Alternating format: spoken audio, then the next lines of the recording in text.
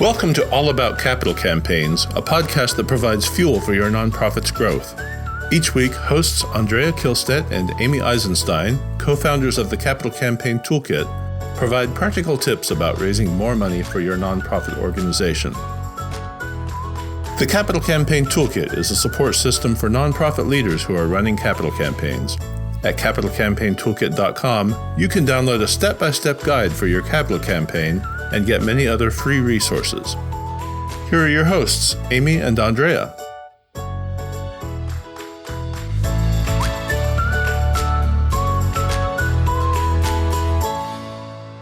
We are excited to be talking about endowment and how they relate to your campaign, if you should do an endowment campaign, if you should include a component of endowments in your campaign, and all of that exciting stuff. So, Andrea, you are in the habit of kicking off the topic. So why don't you go ahead and do that for us today? Yes. So I'm happy to do that. It turns out, Amy and I spent a little while talking before we did this, and it turns out we have a lot to talk about with regard to endowment. But first, let me just start by, for those of you who don't understand endowment, and we are certainly not experts in endowment, but we have some basic understanding.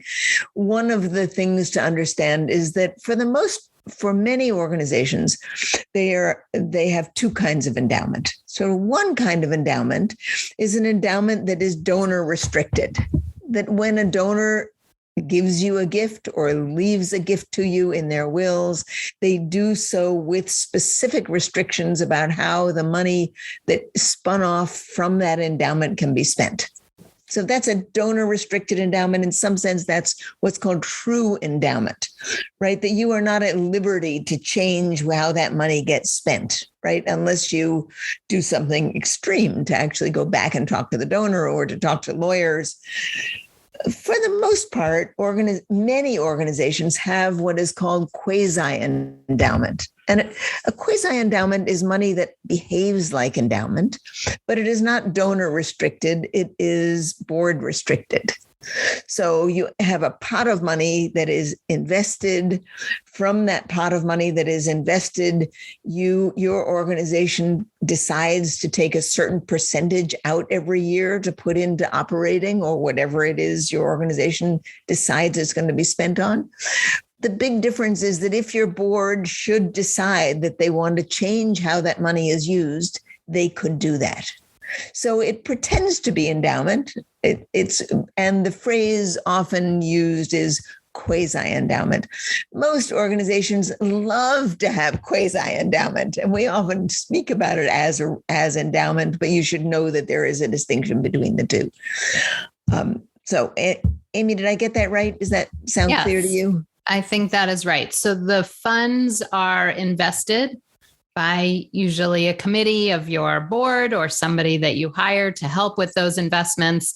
And I think that that you hit it right on the head, that quasi or quasi endowments are board designated directed endowments, and that it can be a rainy day fund if you need it for capital projects. The point is that when it's board designated endowment or quasi endowment, the principal can be invaded by your board with a vote. When it's a donor-directed or true endowment, the principal cannot be invaded.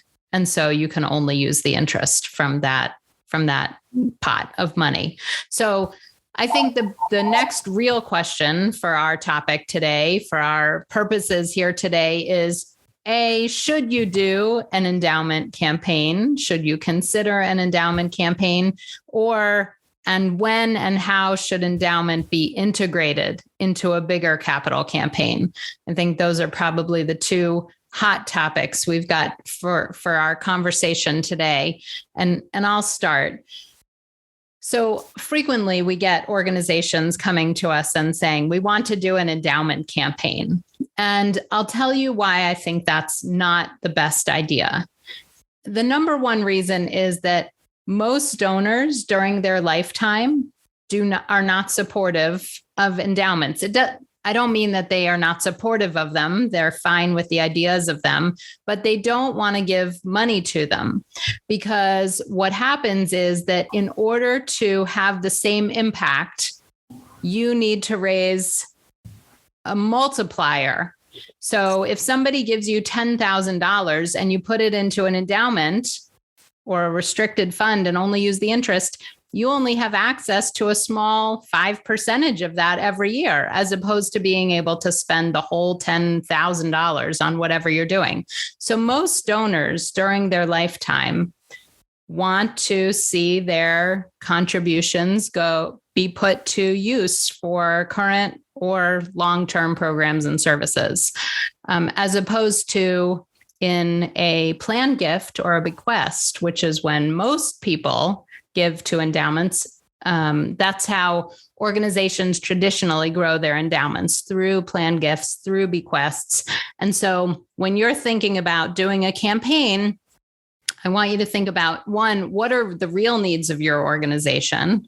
And two, how do donors want to give and how do they give? And so do you want the vast majority of the gifts that are given to you tied up and not being able to be accessed? Or do you want to put them to good use right away? So those are some of the things to start thinking about when thinking about endowment campaign. Andrea, why else do we not want to do endowment campaigns, or when are they a good idea to include in campaigns? Well, I actually think that every campaign should include some component of endowment. So let me just clarify this. I have several things to say. First of all, there are some donors, not a lot, but there are some donors who feel very strongly that organizations should have endowment, and they are willing to give their money to your endowment. Right? There aren't a lot of them, but there are some of them. And when that happens, you need to be ready to accept that and to have the systems in place so you can make those people happy and you can take their money and put it into your endowment. Now, there are many people, particularly those who think of themselves as being fairly sophisticated investors, who say to themselves, I'm not at all confident that this organization makes investments as well as I do, could invest my money and as well as I do. I've made money through investments. I'm pretty sophisticated at it. Why don't I just keep making money through my investments, and then they should keep coming to me year after year? I don't want to turn over my investments to them, right? So that's some of the thinking that you need to keep in mind. Now, let me cover a couple of other things. The organizations that always make me laugh, not always in a kind way, I must confess, are the ones that say, when I say, why do you want to raise endowment? They say, oh, we want to raise so much endowment so we don't have to raise money anymore. Right? That's the answer, right? That's what we hear. And what's so interesting and funny about that to me is that I think that raising money is a very healthy and important part of the life of your organization. The process of raising money every year, of going back to donors every year, is a process of building those relationships. And the people who give you money are part of your tribe. If you just take their money, put it into endowment, and never speak with them again because you don't want to work on raising money, right? Your organization won't thrive. So the principle of that, while I understand why people might think about it, it shows a profound lack of sophistication and understanding how important the fundraising process is to building relationships that will help your organization in multiple ways over time. I think in addition to that, though, no matter how big an endowment is, it's never enough. I mean, let's take Harvard, for example, right? Harvard, probably Stanford, they have some of the biggest endowments in the world, in the billions of dollars. And they still have teams, hundreds of fundraisers who go out and are raising current and future gifts.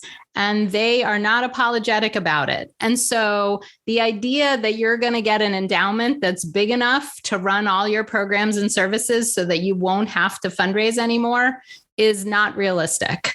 And I just think, if you do an endowment campaign and you go to your donors and say, we're raising money for an endowment, and they say, you know what, that's not something I'm going to invest in right now, and you're not doing a bigger campaign with other programs and services and offerings and opportunities, then you've gone out and talked to your donors and nothing happened. You don't have anything to raise money for. So to me, that's the number one reason not to just do an endowment campaign, is that you're taking the time and effort to go to donors, many of whom are going to say, you know what, I might consider leaving something in my will for your endowment, but as for right now and the next 10 or 20 years, that's not the pot of money I want to give to. I want to give to something that's current or big or exciting or now. And you need to have that opportunity to provide for them. Yes. Now, there are two questions that I want to address. One is, why do I feel strongly that every campaign should have an endowment component? Now that we've just said you shouldn't raise an endowment through your campaign, that's question number one. Well, not exclusively. Right. Not that you shouldn't have a component. Right. You should have a component, but it shouldn't be the only component. The only component. So why should you have a component? And that's because when you are talking to your largest donors about their largest gift, which is what a campaign will enable you to do, you should be able to ask them also for a planned gift. Right? You should have some component of your campaign that will benefit from a planned gift. And if you're raising, let's say, $10 million for a new building, and someone says, well, I'd be happy to give you a planned gift. I'd be happy to include you in my estate for X number of dollars. You can't, that's not going to help with the building of your building. So if the budget for the building is the only thing in your campaign, you can't accept a planned gift into your campaign because it won't help you achieve the objectives of your campaign. So you should have an endowment component. And because it doesn't matter really if the money comes in from to the endowment today or tomorrow or in 5 years or in 10 years or longer, right? If you have an endowment component, then you can accept planned gifts into your campaign. And if you don't have an endowment component and your campaign is only for short-term needs, you won't be able to do that. So that's why I think it's important in every campaign to have some aspect of an endowment. Right. I think campaigns and endowment do go hand in hand to some extent. I mean, for any long-term project you're doing, there are going to be long-term needs. So if you're building a building, you're going to need a maintenance fund. You're going to need long-term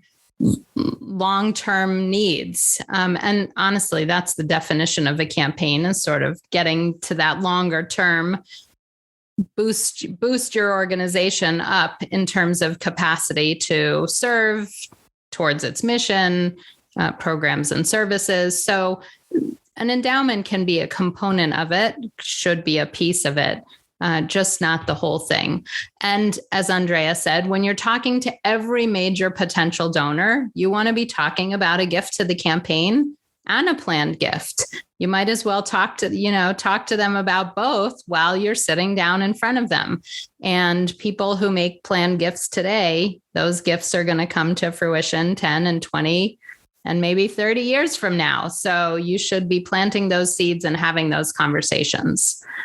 Now, Amy, one topic that often comes up around the endowment component of a campaign is, how do you put a number on gifts that are given as estate gifts? And Gary Bukowski, I see you're here. I suspect you have much more sophisticated answer for that than I will give. I encourage you to chat it in. But one simple way to count planned gifts, right, for your campaign is not to have a specific dollar goal for endowment, but to have what we call an activity goal. And instead of saying we want to raise $1 million towards our endowment, you might say, during the course of this campaign, we want to identify 40 people who will make commitments, estate commitments, right? Who will document that they have included us in their wills through this campaign process. Now, in fact, if you get 40 people to put your organization in their wills through the campaign, it is going to end up over time a significant amount of money. But it's very easy to count whether you have 40 new bequest intentions. That's super easy to count. It's far less easy to count how much those gifts are actually likely to amount to. That's not a very good sentence. Yeah, right? To generate. Yeah, right. To generate, because, people are going to include percentages in their will and not exact dollars. Of course, you don't know when those dollars are coming in. And so it makes much more sense to have, as part of your campaign goal, a planned gift goal of, as Andrea said, 40 new bequest intentions. And those will be recognized by the campaign in certain ways. And certainly there's lots of ways to think about recognizing planned gifts, depending on the person's age. You can recognize a percentage of it or a piece of it. I don't think we're going to go into that much detail today, but it's certainly a topic of conversation that could take up another whole webinar. Yeah. One other, we were working with someone who was a planned giving expert recently, and she said that she wouldn't say, you want 40 new, people to put you in their will. She would say, we want 40 new members of our planned giving society. That's a better way to calibrate it. I thought that was an interesting suggestion. Yeah. But the idea is that you're trying to get people to identify themselves as people who will or have made a planned gift to your organization through the process of the campaign. And that, there's nothing like being part of a group of people who are doing that to motivate people to get more involved. So the reality is that your campaign donors are perfect plan giving prospects for the most part, because they are the ones who are interested in seeing the future of your organization succeed. And so a planned gift and a big campaign gift often go hand in hand for those very reasons. All right, listen, guys, it was great seeing everybody. We'll talk to you soon. See you next week. Thank you for joining us. Always fun to be with you. Bye-bye.